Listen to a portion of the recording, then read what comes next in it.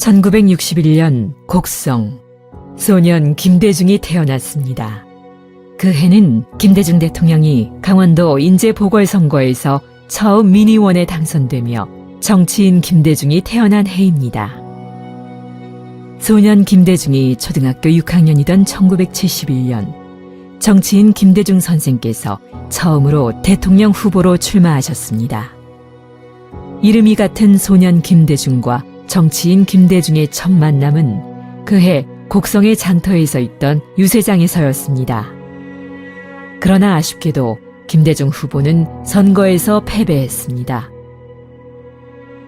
그러나 포기하지 않고 수많은 고난과 역경을 이겨내며 1997년 대한민국의 15대 대통령이 되었습니다.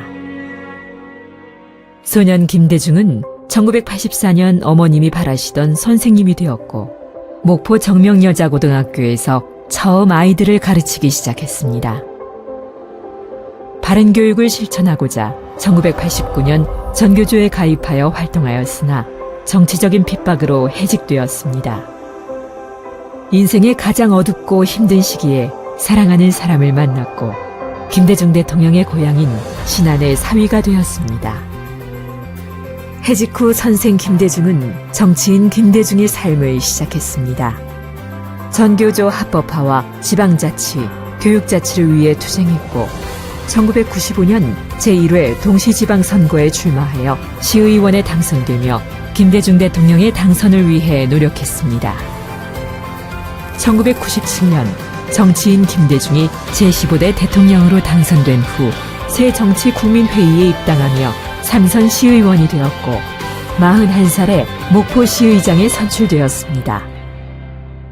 김대중 대통령의 뒤를 이어 당선된 노무현 대통령은 남북교류협력 사업에 힘썼습니다. 2003년 당시 목포시의장이었던 저는 전남 지역 22개 지자체와 의회, 사회단체, 기업 등이 참여한 전남 남북교류협의회를 통해 평양을 방문했습니다. 삼지연과 백두산을 방문하던 중 만났던 북한의 안내원의 질문은 저에게 많은 생각을 하게 했습니다. 어떻게 그 이름이 가능합니까? 북한에서는 가능하지 않는 지도자의 이름과 같은 사람.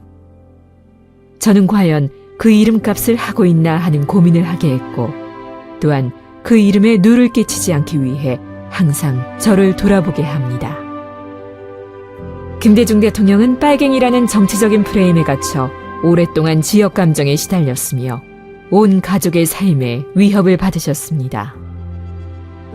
저희 외조부께서는 오랫동안 독립자금을 대며 나라를 위해 일하셨으나 해방 후 모함을 받아 저희 집안도 오랫동안 빨갱이라는 프레임에 갇혀 상처를 받은 시절이 있었습니다. 이에 지역 감정을 타파하기 위한 정치개혁의 선두에서 노무현 대통령과 함께하기 위해 17대 국회의원에 출마했으나 높고 두터운 현실 정치의 벽을 넘지는 못했습니다. 2009년 김대중 대통령과 노무현 대통령을 떠나보냈습니다. 대한민국의 슬픔이었고 두 분과 함께 이루고 싶은 꿈이 많았던 정치인 김대중에게는 더 큰 아픔의 해였습니다. 그러나 슬픔에 그치지 않고 그분들이 가시던 길을 따라가며 이루지 못했던 그분들의 꿈을 위해 할 일을 찾았습니다.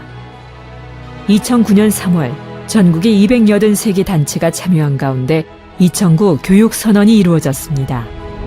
경쟁에서 협동으로, 차별에서 지원으로의 구호로 전남교육희망연대 준비위원회의 집행위원장을 맡아 주민직선 교육자치를 준비하였습니다.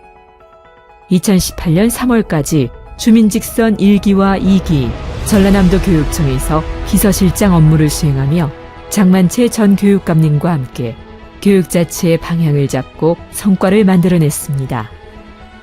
지역 소멸이라는 큰 위기의 시대에서 전남교육 대전환을 준비합니다. 그 길에서 다시 김대중 대통령을 만납니다. 김대중 대통령이 IMF의 위기 속에서 우리나라를 세계 최고의 IT 강국을 만들었고 지금 우리가 꿈꾸는 미래교육의 털을 닦아주셨습니다. 디지털 미래교육의 꿈, 전남교육 대전환은 이미 김대중 대통령께서 시작하셨고 이제 또 다른 김대중이 그 길을 완성하려 합니다.